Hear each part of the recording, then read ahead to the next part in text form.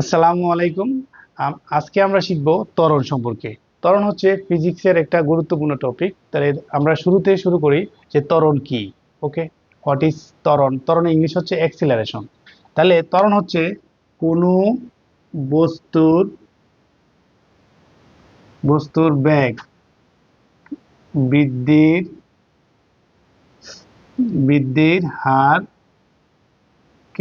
ত্বরণ বলে। ওকে, তাহলে ত্বরণ কাকে বলে? আমরা যদি এটুকু লিখি যে বেগ বৃদ্ধির হারকে ত্বরণ বলে, সেটাও হবে।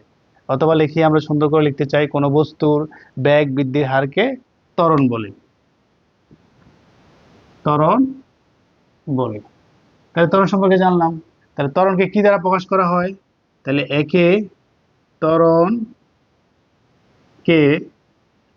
এ দ্বারা প্রকাশ করা হয়। এটা হচ্ছে এক্সিলারেশন। ত্বরণের ইংলিশ হচ্ছে এক্সিলারেশন। এই এখান থেকে আসছে এ দ্বারা প্রকাশ করা। অথবা আমরা বইয়ে দেখতে পাই যে এ দ্বারাও প্রকাশ করা যায়, অথবা দেখো মাঝে মধ্যে এফ দ্বারা প্রকাশ করা হয়। এখন তোমরা দুইটাই চাইলে ইউজ করতে পারবা। আশা করি তোমরা এই বিষয়টা বুঝতে পেরেছো।